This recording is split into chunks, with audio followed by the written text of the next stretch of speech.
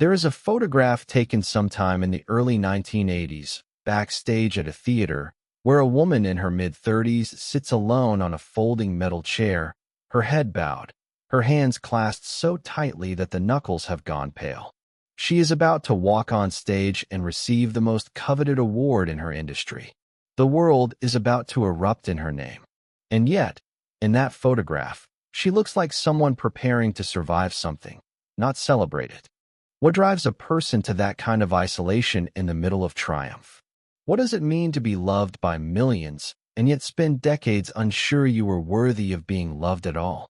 And what happens to the parts of a life that the cameras never capture? The marriages that fracture in silence. The grief that falls like a curtain no awards ceremony can lift. The body that begins to betray you just as the world finally decides you belong. Stay with this story, because what you are about to hear is not a rags to riches fable. This is something far more honest than that. This is the story of a woman who had to learn, over and over again, across 7 decades, how to simply believe she was enough. She came into the world on November 6, 1946, in Pasadena, California, and the city had a particular kind of golden quality to it. That warm, dry Southern California air that smells of eucalyptus and automobile exhaust. A place where dreams felt almost logical because the light was always flattering. But inside the house where she grew up, the light was more complicated. Her name was Sally Margaret Field. Her parents divorced when she was just 4 years old. 4 years old. At that age, a child cannot understand the machinery of adult love breaking apart. What a child understands is absence. What a child understands is the empty chair at the dinner table. Her father, Richard Field, was a man who drifted toward the edges of her life and eventually out of it altogether. Her mother, Margaret, a sweet-natured woman who worked as an actress in small parts, remarried. And the man she married was a man named Jock Mahoney, a stuntman and actor who brought the household something it had not had before. He brought fear. Sally has spoken carefully about her stepfather over the years, choosing words with the precision of someone who knows how much a single sentence can cost. But what she has confirmed is this. The years she spent under his roof were years of abuse. She was a girl in a house where someone with power over her chose, again and again, to use it harmfully. She was small. She was trying to please. And she learned, in that pink-walled California girlhood, the lesson that would haunt her for most of her adult life. That love was something you earned by disappearing, by shrinking, by becoming whatever the room needed you to be. She threw herself into school plays, into movement, into the particular electricity of performance. When she was on stage, even in the modest productions of a Pasadena high school, she felt it, that sensation of being seen, truly seen, but in a way she could control, a way that had rules and a script and an audience who applauded rather than demanded. The theater gave her a self to inhabit when she was not certain she had one of her own. She was 18 when she auditioned for a new television series called Gidget.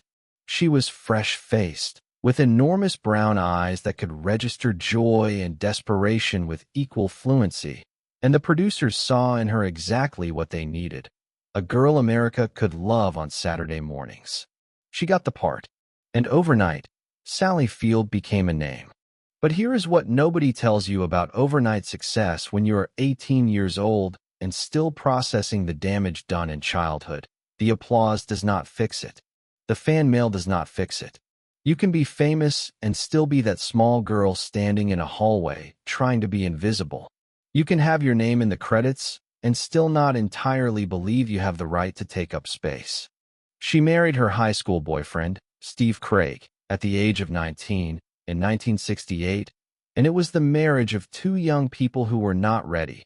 Though that is not a failure unique to them. It is the specific kind of error that youth has always made, reaching for permanence before it has learned what permanence costs.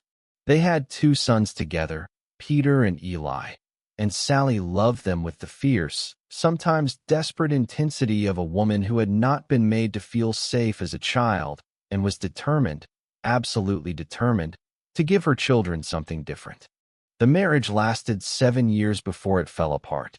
7 years of trying to be a wife and a mother and an actress and a person still figuring out who she fundamentally was. The divorce landed like a stone dropped into still water, and the ripples did not stop for a long time. She had spent years playing the girl next door on television. First Gidget, then The Flying Nun, a series that put her in a habit and gave her the power of literal flight, which was perhaps the most perfect metaphor the universe could have arranged for a young woman who wanted nothing so much as to escape. The audiences loved her. The industry dismissed her. The knock against Sally Field in those years was the knock that Hollywood always reserves for women who are charming and accessible and beloved. They said she was lightweight. They said she was a TV actress. They said the kind of warmth she projected was somehow less than the cold, difficult excellence that critics preferred in those years. She knew it. She felt it. Every room she walked into where the serious actors gathered, she carried the invisible weight of being underestimated. And then came the years of not working, of sitting in the house with her sons, watching the phone not ring with the roles she wanted, watching other women be taken seriously in ways that she was not. This is the darkest stretch, not dramatic in the way that tabloid darkness is dramatic, not a single catastrophic night, but the slow, grinding erosion of a woman's confidence across years of being overlooked. She turned 30 in 1976, and the entertainment industry in the 1970s was not a place that lavished opportunity on 30-year-old women who had been known for riding a surfboard and wearing a magic wimple. She could have stopped. She could have decided that her talent was a thing the industry did not want and made her peace with it. She did not stop. She found a drama coach, Lee Strasberg, and she walked through the door of the actor's studio with the particular courage of someone who has decided that being humiliated by trying is still better than being preserved by not trying. She worked. She tore herself open in rehearsal rooms. She found in method acting a technique for accessing the very pain she had spent her adult life trying to manage, the abandonment, the abuse, the endless auditioning for worthiness in rooms full of people who had already made up their minds about her. And then a script came to her. Norma Rae was the story of a woman, poor, working class, living in a mill town in North Carolina, who stood up against a textile company and fought for the right to organize a union. It was the story of someone small choosing to take up space. And when you understand what Sally Field carried into that role, when you understand what she knew about being small and underestimated and desperate for dignity, you understand why her performance was not acting in the conventional sense. It was testimony. In 1979, holding the Academy Award for Best Actress for Norma Rae, she stood at the microphone and said, "I'm going to be the last person to come up here and say you like me. You really like me." She has said since that she didn't mean it the way it sounded, that it was not a moment of gauche desperation but of genuine, almost overwhelming shock. But the words have never left her. They became the punchline the world told about her for 30 years, condensed evidence, in some people's telling, that she was too needy, too eager, too nakedly human in a room where cool detachment was considered the appropriate response. Let that land for a moment. A woman achieves the highest recognition in her field. She expresses, in unpolished terms, genuine disbelief and joy, and the world makes it a joke. There is something in that, something that says quite a lot about what we allow women, and specifically women who have always been warm rather than aloof, to feel in public. She fell in love, deeply, dizzyingly, with the kind of love that rearranges everything. 4 or 5 years in the late 1970s and early 1980s, she and Burt Reynolds were one of the most electric couples in Hollywood. He famous, swaggering, magnetic, she brilliant and funny, and privately far more complex than their movies together suggested. They made Smokey and The Bandit together, and then more films, and they were photographed everywhere with the particular glow of people who believe the arrangement they have made with the universe is going to hold. It did not hold. Reynolds later said in interviews and in his memoir that losing Sally Field was the greatest regret of his life. He had been careless with her, in the ways that frightened men are careless with the things they love most. She left, and she carried that grief the way you carry all the griefs of a serious life, quietly, mostly, and then sometimes in the middle of an interview or an awards acceptance, the edge of it would show, briefly, like the tip of an iceberg visible only to those paying close attention. She won a second Academy Award in 1985 for Places in the Heart. Another working woman, another story of endurance and hardship, another performance that was as much exhumation as interpretation. And this time, at the microphone, she said something that has been paraphrased and misquoted ever since, but which, in its actual form, was a woman saying, "I want this, and I'm not ashamed to say that I want it, and I feel it, and I am not going to stand up here and pretend that I don't." 2 Oscars. And yet for years, the primary thing the culture remembered about her was the phrase "you like me, you really like me," deployed as a shorthand for excessive emotion, for wanting too much, for the crime of caring visibly.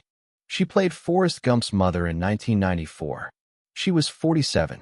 The film became one of the highest grossing in cinema history, and her performance, just minutes of screen time, became one of the most quoted and remembered of the decade. Life is like a box of chocolates. Those are her words, or rather the character's words, but she inhabited them so fully that they became hers. She plays a woman who loves her limited child with unlimited ferocity. She plays a woman who, when asked what love is, answers by loving. There is very little performance in that. There is mostly just Sally Field, who has loved imperfectly and profoundly across an entire life, showing you what that looks like.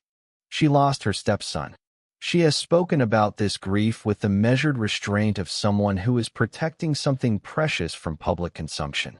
Eli Craig, her son from her first marriage, struggled with mental health and addiction across many years, and those are the struggles that a mother carries in her body, in the particular set of her jaw when she thinks no one is watching, in the way she reaches for her phone at certain hours of the night. She has 2 grandchildren now, and the photograph she is in when she is with them is the one that tells you everything about what a life has been for. Not the Oscars, not the Golden Globes, not the curtain calls, but the small particular faces of people who were not alive when your story started, who will outlive your story's end. She has spoken about her battle with osteoporosis, a condition that affects her bones, literally threatening the physical structure that has carried her through everything. She became an advocate for bone health in a way that was neither earnest nor preachy, but simply honest. Here is something that is happening to my body. Here is what you can do. Here is what I wish I had known. She is 79 years old now, and her face has the lived-in quality of a face that has actually been used, for joy, for grief, for the particular effort of paying close attention to being alive. She never remarried after her first divorce. There were relationships. There was Burt Reynolds, enormous and defining.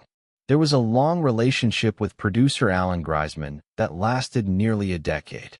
But she remained, ultimately, a woman alone in the way that interesting people are often alone.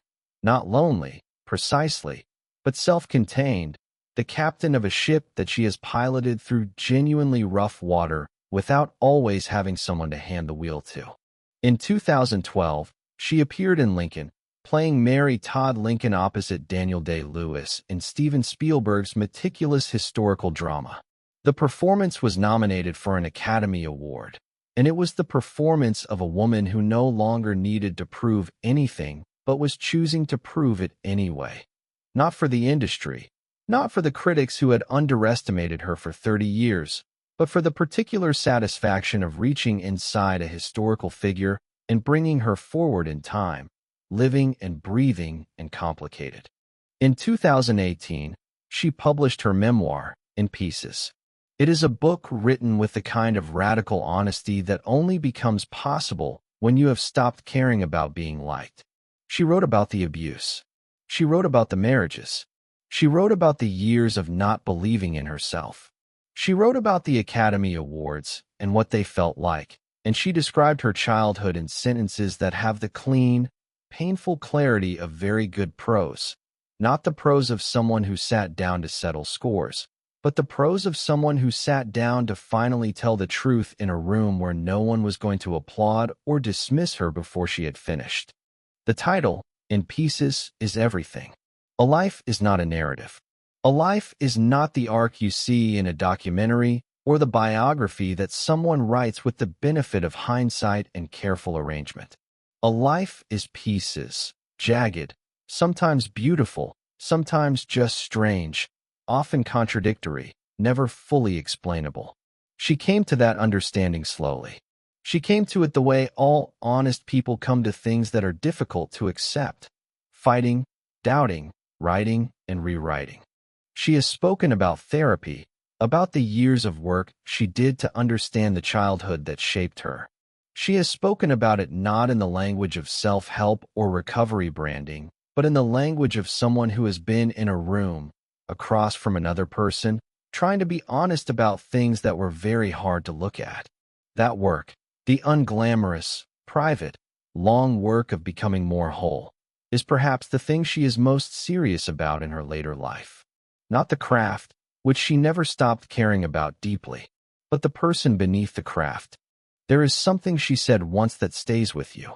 She said that for most of her life, she performed even when she was not performing.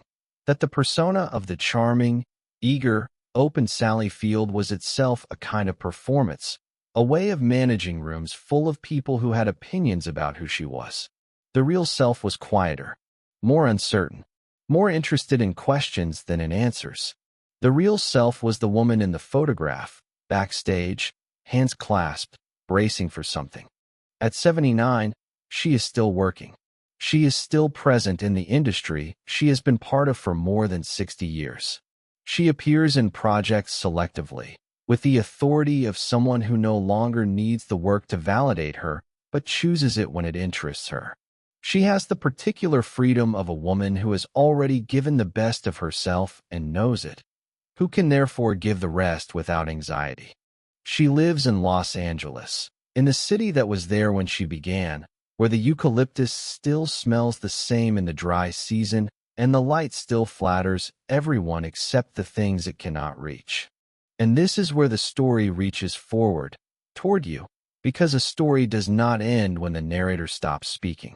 It extends into the room where you are watching this, into the particular quality of your own attention in this moment. You have heard about a woman who was told, again and again in various languages, that she was not quite enough, not serious enough, not cool enough, not the right kind of actress, not the right kind of woman. And you have watched her, across 7 decades, refuse that assessment. Not with defiance. Defiance is too loud, requires too much energy, leaves you exhausted. She refused it more quietly than that. She refused it by continuing to show up, by learning her craft more deeply when the industry had dismissed her, by walking into the actor's studio at 30 and deciding to begin again, by writing the book, by telling the truth. You have in your own life, whether you recognize it yet or not, a moment like the one in that photograph, hands clasped, head bowed, bracing for something, unsure whether what you are about to do will matter, unsure whether you are adequate to what is required of you. You have had that moment, or you will. And the question, the only question that any of this amounts to, is what you do with it. Do you wait for someone to tell you that you are enough? Because the world will not always do that. The world is often careless. The world turns people into punchlines and then forgets it was the one laughing. The world misquotes you and then remembers only the misquote. Sally Field picked up the folding metal chair, not literally, but in every way that matters, and kept going. Not because she was extraordinary in the way we use that word when we want to make someone's survival feel fictional, but because she had learned, through painful, specific, ordinary life work, that the alternative to continuing was not acceptable. The photograph still exists somewhere. The woman in it went on to win 2 Academy Awards, to raise 2 sons, to love imperfectly and to grieve honestly, to write the truth finally in a book, to stand at 79 in the same California light she was born into, more herself than she has ever been. What would it mean for you to be, at the age you are right now, more yourself than you have ever been? That is not a question with a comfortable answer, but it is the only one worth sitting with tonight. Share this story with someone who needs to hear it. Because somewhere, right now, there is a person with their hands clasped too tightly, bracing. And what they need to know is that the bracing is not the end of the story. It is the beginning of the next part.